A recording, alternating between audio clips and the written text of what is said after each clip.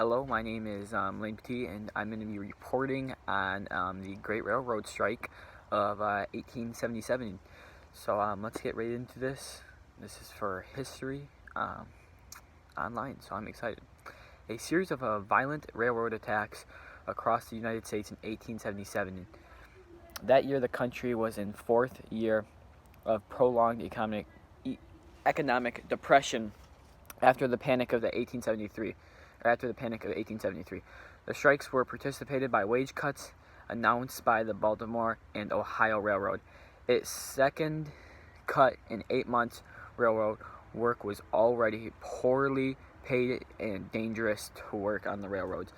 Moreover, the railroad companies had taken an advantage of the people and the economy, largely nascent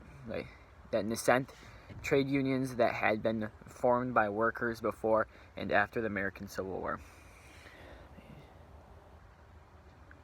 I typed this up. I'm sorry, I typed up a script. On July 1877, at the B&AO station in West Virginia, responded to an announcement that 10% of wage cuts by uncoupling the locomotives in the station, confining them in roundhouse and declaring that no trains would have Martinsburg unless they were cut and re-signed. West Virginia Gov. Henry M. Matthews dispatched the militia when police were unable to break a supportive crowd that had gathered when the militia then proved incapable of freeing the 600 or so trains stranded in Martinsburg.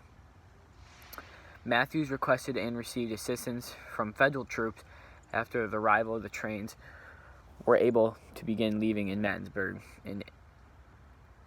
on July 20th. Meanwhile, had begun the spreading along of a lot of protesting and the way to Chicago. On July 19th, it grew to include Pittsburgh and Pennsylvania. Flagman Gus Harris unilaterally refused to work a doubleheader, requiring the trains to shut down, and the rest of the crew joined him, resulting in a strike quickly, and that was grown and joined by men by iron mills and factories elsewhere. On July 20, militiamen were sent to Cumberland, Maryland, where strikers halted trains. At least 10 people in the crowd were killed by militiamen, and it was en route to Baltimore, Maryland. I'm just gonna give you my opinions on this. I feel like they had a right to protest, but at the same time, some of the actions that were taken in the protest, I don't feel like that were right on both sides, the militiamen and the strikes and the protesters. So I don't know how I feel about it. My grandpa worked on the railroad, so I find he doesn't agree with it. He feels like the tax cut shouldn't have happened. That's what he told me.